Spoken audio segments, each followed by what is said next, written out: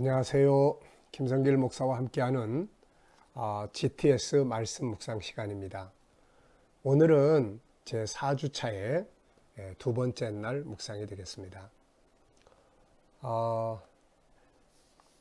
첫째 날 묵상은 전체 그리기 내용이고요. 우리 안에다가 두 번째 날 묵상은 있는 그대로 보고 안에 있는 것을 조금 더 구체적으로 보고 그 중에서 가장 중요한 것이 무엇인지를 찾아내는 그런 묵상입니다. 이런 묵상을 통해서 이게 이제 자꾸 익숙해지면 이게 이제 확장이 됩니다.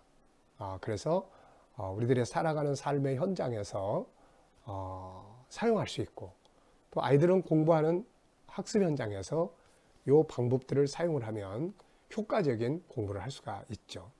자, 어제 우리가 어디에 가서 갔다 온 현장을 우리 안에다 한번 그려가지고 와보세요 라고 이야기를 했었는데 월요일 날 과제는 그거였죠. 어떻게 한 번씩 해보셨나요? 어디를 갔다 오셨고 누구를 만나셨나요? 한번 눈을 감고 가만히 생각해 보시면 그 현장의 첫째 날 묵상의 방법을 한번 생각을 해 보십시오. 첫 번째, 또 끝날 때 중간에 뭐가 있었는지, 그리고 그 중에서 서로 다른 것들은 또 뭐가 있었는지, 그 현장을 한번 그대로 이야기를 한번 해보시면 어떻게 이야기를 할 수 있는지, 또 이런 것들을 이렇게 점검을 해서 내 안에다 이렇게 그려넣는 기억력을 활성화시키는 거거든요. 결국 이 속에 생각, 집중, 분석, 그 다음에 또 추리력, 뭐 이런 것들이 전부 다 종합적으로 이루어집니다. 자, 오늘은 두 번째 날 묵상을 하도록 하겠습니다. 제가 이렇게 묵상을 하고 녹음을 할 때 이렇게 화초들을 앞에다 놓기도 하고 옆에다 놓기도 합니다. 네, 어제하고 오늘은 이렇게 아름다운 꽃이 이렇게 옆에 있습니다. 우리 여전도 회원들이 이렇게 스승의 달을 맞이해서 저에게 이렇게 선물로 줬는데 너무 아름답고 고마워서 이렇게 배경 꽃으로 사용을 했습니다. 이 시간을 빌어서 참으로 다시 한번 감사드리고 이렇게 열심히 묵상도 잘 하셔서 행복한 삶이 만들어 주시기 바랍니다.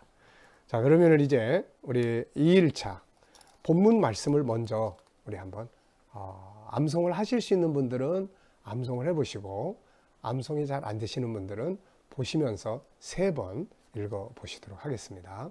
자, 시작. 형제를 사랑하여 서로 우애하고 존경하기를 서로 먼저 하며. 한 번 더. 형제를 사랑하여 서로 우애하고 존경하기를 서로 먼저 하며. 한 번 더. 형제를 사랑하여 서로 우애하고 존경하기를 서로 먼저 하며. 네. 아주 좋은 말들이 들어있어요. 이 말씀들을 이렇게 딱 보면 평안함이 느껴지고 행복이 느껴져요. 그래서 이게 실천이 되는 곳에는 정말 놀라운 일들이 벌어지게 되는 거죠. 인간관계 다 회복되고 서로 아름다운 삶을 만들 수 있고 행복할 수 있고 그것이 사회적 삶, 우리 인생을 성공적으로 만들어가게 해주는 거죠. 자, 1번입니다. 어제 사용한 존중함의 실천 내용 적어보기. 어제 사용한 것들 중에 형제를 사랑하여 서로 우애하고 우애하기 위해서 했던 것이 뭐가 있는지, 또 서로 존경하기를 서로 먼저 하며 높여주고 칭찬하고 이런 것들을 서로 먼저 하는 거죠. 잘못된 게 있으면 사과를 먼저 하는 거죠. 네가 언제까지도 하나 보자. 그리고 상대방이 할 때까지 기다리지 말고 내가 먼저 하는 거예요. 감사할 일 있으면 먼저, 사과할 일 있으면 먼저. 왜냐하면은 우리가 믿는 예수님께서 먼저 다 하셨거든요. 그분은 야, 네가 앞에 가, 내가 따라갈게, 이게 아니고 앞서 가시면서 자, 날 따라와, 이렇게 말씀하신 거예요. 네. 그렇기 때문에 그분이 먼저 가시면서 다 하셨어요. 우리는 그 뒤를 이렇게 눈길을 밟듯이 따라가는 거예요. 그러니까 예수님이 먼저 다 하셨는데 그분을 따르는 우리가 먼저 안 하려고 하면 안 맞잖아요. 그러니까 감사할 일도 먼저, 인사도 먼저, 칭찬하고 높여주는 것도 먼저, 잘못된 게 있으면 사과하는 것도 먼저. 네. 자, 두 번째입니다. 본문 암송하고 묵상해보기. 서로 형제를 사랑하여 서로 우애하고 존경하기를 서로 먼저 하며, 묵상할 때 가장 먼저 떠오르는 사람이나 사건, 네, 또 느낌. 자, 가장 먼저 떠오르는 사람은 역시 이 길을 먼저 가신 예수님. 그리고 또 느낌은 굉장히 평화로운 거죠. 굉장히 평화롭다. 굉장히 평화로워요. 뭐 우리가 이 말이라는 거, 그래서 이 평안한 단어들만 봐도 평안해져요. 뭐 칼을 찌른 같이, 이거는 굉장히 불안을 느끼게 되죠. 불안을. 그런데 뭐 형제, 그 다음에 우애, 사랑, 그 다음에 또 존경, 이런 것들은 굉장히 평안함을 느껴요. 이렇게 화평의 말들이잖아요. 그래서 우리가 어떤 단어들을 쭉 보면은, 이 단어 한번 생각해 보세요. 제가 단어를 몇 개 이야기를 해볼게요. 도둑놈, 살인, 방화, 그 다음에 죽음, 감옥, 어때요? 이런 단어들을 쭉 들을 때는 어떤 느낌이 드십니까? 아마도 긴장하고 불안하고 막 이런 게 느껴질 거예요. 근데 오늘 이런 단어, 또 뭐 용서, 자비, 그 다음에 긍휼, 또 나눔, 뭐 이런 단어들을 들어보면은 굉장히 마음이 편안하고 뿌듯하고 그런 거예요. 그래서 우리가 말을 할 때도 어떤 단어를 사용하느냐에 따라서 그 단어가 내 신경에 영향을 미쳐요. 그래서 평안함을 느끼기도 하고 불안감을 느끼기도 하고, 또 상대방한테도 마찬가지예요. 상대방이 나한테 이야기할 때도 마찬가지예요. 너 죽어 너. 이 말을 누가 딱 들으면 불안하기 시작하는 거예요. 너 내일 봐. 내일 너 가만 안 놔둘 거야. 만약 이 말 들으면 밤새도록 잠 못 자고 불안하는 거예요. 근데 반대로 잘못을 저질러서 이제 막 큰일 났다 그러는데, 괜찮아. 나도 다 그래. 자, 걱정하지 마. 이런 말들을 들으면 굉장히 안정감을 갖는 거예요. 그래서 예수님께서 부활하신 다음에 제자들한테 오셔서 처음으로 하신 말씀이 평안하라는 거예요. 평안하라. 얼마나 좋은 말씀입니까? 평안하라. 전도자들을 보내면서, 각 가정에 보내면서 너희들이 그 가정에 가면 먼저 평안할지어다. 네, 평안할지어다. 하나님께서도 제사장들에게 너희는 이렇게 축복할지어다. 복을 빌으라는 거죠. 이게 전부 다 평안한 그런 단어들입니다. 오늘 우리가 읽은 이 본문은, 단어는 전부가 다 이렇게 평안을 갖게 하는 단어들이에요, 이게. 그래서 이런 단어들을 많이 사용하는 것은 굉장히 좋습니다. 자, 형제를 어떻게 하라고 했는가? 사랑하여 서로 우애하고. 오늘은 본문 그대로를 그대로 보는 거예요. 그대로 보고 그 중에서 중요한 게 뭔가를 찾는 겁니다.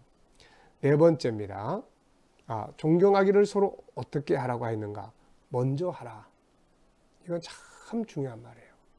먼저 하세요.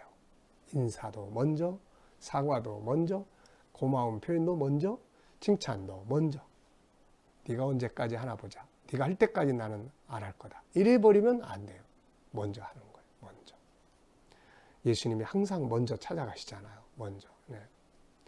자, 네 번째입니다. 본문에 나타나는 다음 단어들의 의미를 적어보기. 단어들을 넣어서 한 가지씩 짧은 문장을 만들어 보거나 혹 떠오르는 연관된 이야기가 있으면 적어보자. 굉장히 중요한 부분이에요. 우리가 이렇게 단어가 하나만 있기 때문에, 문장이 하나만 있기 때문에 이런 걸 할 수가 있어요.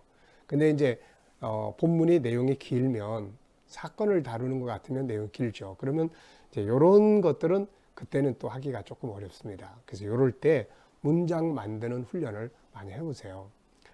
그 아이들의 창의력을 점검하고 창의력을 발전시키기 위해서 사용하는 도구 중에 하나가 문장 완성하기입니다. 문장 완성하기. 그래서 뭐 글자 하나만 놓고, 영어 같으면은 알파벳 하나만 놓고 한번 완성해 봐라. 네. 예를 들어서 K. 근데 어떤 아이는 kill 이렇게 단어를 완성해요. 그 살인이잖아요. 죽임. 어떤 아이는 스킬 이렇게 단어를 앞뒤로 만들어서 완성해요. 이건 기술이잖아요. 기술. 그러니까 우리가 단어를 이렇게 만들어서 문장을 쭉 만드는 거 보면 그 사람의 정서나 아이디어나 창의력이나 이런 게 이 안에 나타나는 거예요. 그래서 이런 걸 아이들하고 같이 놀 때도 한번 이렇게 같이 나누면 그런 창의력 발전에 큰 도움이 됩니다. 자, 형제 한번 만들어 보세요. 형제. 우리가 어르신들은 이런 걸 만들면 자꾸 이 안에 뇌세포가 활성화돼요. 이게 생각이 자꾸 살아 움직입니다. 그래서 치매 예방에도 굉장히 좋다 하는 걸 꼭 기억해 두세요. 자, 형제. 그러면 할 말이 엄청 많죠. 한번 만들어 보세요. 저는 이렇게 했습니다. 믿음 안에서 하나 된 형제 자매는 보물과 같다. 그렇잖아요. 예수님도 그들을 보고 내 형제요, 내 자매 그랬는데 예수 안에서 하나 된 우리 성도들 다 형제 자매들 얼마나 소중한 보물들입니까? 네. 요즘에 코로나 바이러스 때문에 다 이렇게 만나지 못하니까 너무 보고 싶고 또 그렇죠. 그래서 그리스도 안에서 하나 된 형제 자매는 천국 가서도 영원히 살게 될 진짜 형제 자매들인 거죠. 이게. 자, 사랑입니다. 사랑. 사랑. 옛날에 사랑이 뭐냐고 물으신다면 눈물의 씨앗이라고 말하겠죠. 옛날에 그런 유행가가 있었는데요. 사랑. 저는 진정한 사랑은 생명을 구원하는 것이다. 성경에서 말하는 사랑은 생명을, 사람을 구원시키는 거예요. 지옥 가지 않고. 세상에서 말하는 사랑은 하나는 사회적 사랑, 돕고 나누고 이런 쪽이고, 이성적 사랑, 이제 이런 걸 또 이야기를 하죠. 그러나 성경에서 말하는 사랑은 생명을 구원하는 사랑입니다. 예수 믿게 해서 천국 가게 해주는 거. 이게 성경이 말하는 사랑의 가장 중요한 목적이고 특징이에요. 그걸 위해서 희생도 하고 참아주기도 하고 나누기도 하고 하는 거죠. 그래서 세상 사랑보다 성경이 말씀하는 사랑의 의미가 훨씬 더 큽니다. 네. 바울 사도도 고린도전 13장에서 사랑을 이야기를 할 때 그 이야기를 했어요. 사랑이 없으면 이런 게 다. 그 다음에 이제 중요한 말이 자기 몸을 불사르고 자기 것들을 희생하고 자기 몸을 불사를지라도 사랑이 없으면 아무 유익이 없다. 세상 사랑은 불태워주고 막 이러면은 엄청난 거잖아요. 근데 성경의 사랑은 그거 아니에요. 그 사람을 구원시키는 거기 때문에 그 구원하는 사랑이 없다면 그렇게 한다 해도 남을 구제하고 돕고 자기 몸을 불사르게 희생해서 사회적인 어떤 운동을 하고 한다 해도 그게 무슨 의미가 있습니까? 이게 결국 다 지옥 가버리는데. 그래서 기독교의 사랑은 사람을 구원하는 데 의미와 목적이 있다. 자, 이 서로라는 단어를 가지고 한번 문장 만들어 보세요. 저는 사람은 혼자 사는 것이 아니라 함께 사는 것이다. 그래서 서로 돌아보고 협력하고 배려해야 한다라고 적어봤습니다. 우애가 깊은 형제 자매는 보물과 보석과 같다. 형제 간에 우애가 있어야죠. 우애라는 것은 정이 있고 그리고 사랑이 있는 거예요. 정이 있는 거예요. 끈끈한 정. 네, 잊지 않고 기억하고 또 돕고 배려하고 뭐 많죠. 네. 자, 그 다음에 존경은 존경을 받고자 한다면 먼저 상대를 존경하라. 네.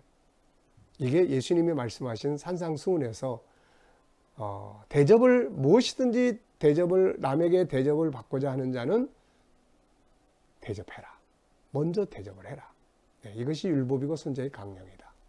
그래서 성공을 원한다면 먼저 다른 사람을 성공하게 도와주는 거예요. 예수님의 사역을 보면은 무조건 날 따르라 이게 아니었어요. 그 사람이 하는 일을 돕습니다. 베드로 밤새도록 고기 한 마리 못 잡았는데 야 그거 어차피 안 되는 거 다 때려치고 날 따라오너라 이게 아니고 하는 일을 도와줘요. 깊은 데 가서 금을 내려봐라. 한 번도 경험해보지 못했던 엄청난 성공을 경험시켜줍니다. 그리고 나니까 베드로가 예수님 앞에 손들고 주님 따라가잖아요. 네. 가나 혼인잔치집에 막 잔치가 엉망인데 예수님이 그 잔치를 성공하도록 모자른 포도주를 채워줍니다. 세례요한이 세례 주고 있을 때 예수님 오셔가지고 어이 그동안 수고 많이 했네. 이젠 내가 왔으니까 자네 이제 그만 나와도 돼. 이게 아니고 허락해. 이게 하나님의 뜻이야. 그리고 인간 앞에 머리 숙여서 세례 받아줌으로써 세례 요한의 사역을 성공하도록 도와주신 거죠. 그래서 그 마태복음 5장의 산상수훈에 보면 예수님 이런 말씀하셨어요. 내가 율법이나 선지자를 폐하러 온 줄로 생각하지 마라. 폐하러 온 게 아니라 완성하러 왔다. 우리가 세상 정치하는 것을 이렇게 보면 지난 정부가 하던 일들을 새로운 정부는 항상 다 이렇게 부정하거나 아니면 새로 다 바꾸려고 하죠. 그러니까 어떻게 보면 경제적인 낭비도 많고 그런 모습들을 종종 봅니다. 좀 장기적으로 저걸 이렇게 잘 지켜갈 수 있도록 서로 조금씩 이렇게 양보하고 보완하고 그러면 참 좋을 텐데, 다 나라를 사랑하고 나라를 아끼고 잘 되게 해보려고 하는 지도자들인데 그런 점들이 좀 안타까울 때가 있죠. 자, 우리 기독교인들, 우리 그리스도인들은 그런 부분을 잘 기억을 해야 돼요. 네, 그래서 먼저 존경받고자 한다면 먼저, 그러니까 성공하고 싶으면 상대방이 성공하도록 도와라. 네. 자, 그 다음에 이제 먼저입니다. 먼저라는 단어를 넣어보죠. 우리 주님이 먼저 본을 보여주셨으니 우리도 이 길을 따라가야 한다. 네, 먼저 그분이 보여주신 그 발자취를 따라가는 거죠. 자, 5번째입니다. 위의 단어들 중에 가장 중요한 단어나 의미는 뭐라고 생각하는가? 저는 먼저라고 썼어요. 먼저. 이유는 뭔가? 주님이 본을 보여주신 것이며 이것은 우리 성도들이 마땅히 가야 될 길이고 이것이 행복의 길이고 방법이고 승리의 방법이에요. 먼저 고맙다고 해보세요. 먼저 미안하다고 해보세요. 먼저 인사해보세요. 먼저 높여줘 보세요. 네, 어떤 일이 벌어지는지. 자, 감사한 것은 무엇이며 나를 칭찬하고 싶은 건 무엇인가? 이런 귀한 말씀을 묵상하고 생각할 수 있다는 것이 전 너무 감사하고, 또 이런 말씀을 행하려고 하는 의지를 가지고 노력하는 것, 이게 칭찬하고 싶은 내용이에요. 여러분, 우리는 이 말씀대로 다 잘해서 이걸 하는 게 아니에요. 말씀이 아무리 좋은 말씀이라도 우리가 잘 준비되지 못하고 익숙해지지 않으면 잘 안 됩니다. 그래서 말씀 따로 나 삶 따로 놀 때가 많아요. 그것 때문에 힘들어하고 괴로워하고 그런 경우가 있죠. 그렇지만은 그것 때문에 막 괴로워하고 자기 학대하지 말아야 돼요. 우리는 죄성을 같이 가지고 있어요. 잘 못할 때 막 책망하고 정죄하고 이건 마귀가 하는 짓이에요. 예수님은 그때 더 강하게 역사해 주세요. 괜찮아. 그래서 내가 다 담당했잖아. 다시 일어나. 다시 도전해봐. 항상 말씀드리지만 이걸 실천해서 이거 하는 거 아니에요. 다만 이 길이 맞기 때문에, 이 말씀으로 이게 옳기 때문에 해보려고 또 도전하는 거예요. 그러니까 어제까지 잘 못했어도 오늘 또 도전해보면 됩니다. 자, 오늘 본문 말씀을 보면서 반성해야 될 것, 역시 잘해보려고 하지만 때로는 타락한 본성이 먼저 앞서서 가버릴 때가 있습니다. 마치 손님이, 우리 안에는 2개가 있어요. 창세기 1장 27절에 하나님 성품이 있고 하나는 또 창세기 3장에 죄성의 성품이 있어요. 근데 손님이 날 찾아왔어. 근데 항상 먼저 뛰어가는 놈은 창세기 3장에 이 타락한 성품이, 얘가 먼저 나가요. 이게 창세기 1장 27절에 하나님 성품이 먼저 나가야 되는데, 그래서 이거 훈련이에요. 창세기 3장이 먼저 나가려고 그러면 좀 기다려. 넌 뒤로 좀 빠져. 내가 나갈게. 그리고 화가 확 나가려고 할 때 얘는 넌 좀 기다려. 그리고 이 속에 있는 하나님의 성품이 나가서 온유하고 공감하고, 이렇게 하면 이거 얼마나 좋은 거예요, 이거. 네. 그래서 얘가 먼저 나가냐, 얘가 먼저 나가냐. 네. 그 훈련입니다. 본문에서 기억하고 싶은 내용은 뭔가? 역시 이런 모습을 앞서 가시면서 다 보여주셨던 주님. 그 다음에 또 하나는 먼저 이제 해야 되는 거. 먼저. 오늘 말씀 속에서 느끼는 하나님의 마음은 뭘까요? 하나님이 원하는 것은 뭘까요? 이 말씀을 주시니까 우리도 서로 사랑하고 서로 존중하고 서로 배려하고 서로 먼저 하고, 이거를 하나님도 원하실 거예요. 그분이 먼저 다 하셨으니까요. 아담이 태어나기 전에 먼저 다 만들어 놓으셨잖아요. 네. 우리가 원해서가 아니라 하나님 우리 사랑해서 먼저 선택하셨잖아요. 우리가 하나님 성품 우리 안에 담아주세요. 이거 요구 안 했는데 그분이 먼저 다 담아주셨잖아요. 우리가 다 죄짓고 나니까 하나님 우리를 구원해 주세요. 이렇게 안 했는데 하나님이 먼저 보낸다고 약속하시잖아요. 예, 먼저는 하나님으로부터 출발한 것입니다. 자, 본문 말씀을 보고 질문 2개 이상 만들어 보기. 자, 질문 만들 때는 날짜별로 만들어도 돼요. 또 자기에게 맞춰서 만들어도 되고 본문 단어에 입각해서 만들어도 돼요. 그러면 질문 만드는 방법이 굉장히 많아집니다. 저는 2가지 정했는데요. 첫째, 내가 사랑하고 존경하고 오늘도 먼저 해야 될 대상이 누구인가? 이걸 써봤고요. 하나는 먼저 하기 위해서 필요한 것은 무엇인가? 아무래도 해야 된다. 난 오늘 이렇게 살 거야 라고 하는 이 의지가 계속 이렇게 작동하는 게 중요하겠죠. 네. 자, 오늘의 과제입니다. 어제는 전체를 어디 가서 보든지 뭘 하나 보면 잊어버리지 말고 그거를 그림을 내 안에 딱 사진 찍어 가지고 오라고 그랬죠. 이 카메라로 찍는 사진 말고 내 생각 속에다가 찍는 거예요. 그게 첫째 날의 그 공식입니다. 이게. 그 다음에 2번째 날은 우선순위예요. 네, 우선순위. 오늘 하루의 일과가 막 복잡하시면 그 중에서 뭘 해야 될 것인지. 그 다음에 오늘 하루에 아무것도 할 일이 없어서 무기력할 것 같으면은 뭐를 해야 될 건지. 뭐를 해야 될 건지. 우선순위를 이렇게 정해서 거기에 맞춰서 이렇게 가보는 게 중요해요. 제가 이제 상담하면서 항상 그런 이야기 많이 해요. 감정을 따라가지 말고 행동 원칙을 따라가라. 감정을 따라가면 감정은 계속 안 좋게 가요. 우울한 감정에서. 그거 계속 따라가면 됩니까? 감정은 내 안에서 아주 작은 하나의 요소일 뿐이에요. 근데 등치 큰 내가 그 감정을 따라서 줄줄줄줄 계속 가는 거예요. 네. 무기력. 이거 계속 따라가는 거예요. 분노. 이거 계속 따라가는 거예요. 우울증. 계속 따라가는 거예요. 이거 하지 말고 뭘 할 건지. 그러면 감정이라는 건 정보에 의해서 바뀌어요. 그래서 행동을 하기 싫어도 행동의 원칙을 딱 정해놓고 그래 힘들어도 하자. 그리고 가면은 그 가면서 느껴지는 얻어지는 정보들이 감정을 바꿔놓습니다. 이게. 그런데 그냥 가만히 감정에 따라서 가면 감정이 자꾸 커져요. 이게 감정이. 그 나중에는 처음엔 1g이 나를 눌렀는데 그의 1g의 감정을 계속 따라가니까 나중에 1kg이 나를 누르고 나중에 1톤의 무게가 나를 눌러버리는 거예요. 이거. 그래서 그거보다는 행동의 원칙. 오늘 뭘 할 건지. 첫 번째는 뭘 하고 두 번째는 뭘 하고 세 번째는 뭘 하고. 못해도 괜찮아요. 그렇지만 가만히 아무것도 없이 가는 것보다는 계획을 짜서 이렇게 가면 훨씬 더 도움이 됩니다. 자, 존중이 여기는 방법 12가지입니다. 한번 다 같이 읽어보죠. 상대방을 존귀하게 여기기, 감사하기, 예의 지키기, 인정하기, 존재, 수고, 다름, 재능, 이해해주기, 중요하게 여기기, 자랑하고 칭찬하고 높여주기, 아끼고 보호하고 치료해주기, 배려하고 기다려주기, 재능 발전시켜주기, 성실하게 대하기, 그가 내게 준 것을 올바르게 사용하기. 오늘 이 12개 중에 한 가지만이라도 기억해 보셔서 오늘 한번 사용을 해 보시기 바랍니다. 자, 그럼 오늘도 우리 함께 기도하고 마치겠습니다. 하나님 아버지 감사합니다. 형제를 사랑하여 서로 우애하고 또 존경하기를 서로 먼저 하라고 하신 말씀 너무너무 좋은 말씀입니다.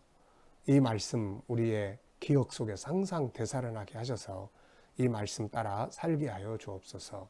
오늘도 우리 자녀들과 친척들, 이웃들 중에 믿지 않는 자들 하나님 속히 돌아오도록 은혜 베풀어 주시고 우리 자녀들 또 성도들 살아가는 현장 주께서 함께 동행하여 주셔서 또 바이러스의 머리털 하나 상하지 않도록 지켜주시고 하나님 저희들의 삶의 현장들이 다 복되게 하여 주옵소서. 하나님이 나라와 민족 붙들어 주시고 지도자들 위해 함께 하여 주옵소서. 난국 잘 풀어가게 하여 주옵소서. 바이러스 속히 소멸되게 하시고 특히 치료제와 백신이 속히 개발되게 하여 주옵소서. 하나님 또 우리 모든 선교사님들 사역에 은혜 베풀어 주시고 주님 저희들의 사역을 통해서 열방이 주께로 돌아오는 하나님의 뜻이 속히 완성되게 하여 주옵소서. 북한에 있는 교회와 성도들 위해 은혜 베푸시기 바랍니다. 오늘도 주님 이 말씀 잊지 않게 해주시옵소서. 예수님의 이름으로 기도하옵나이다. 아멘.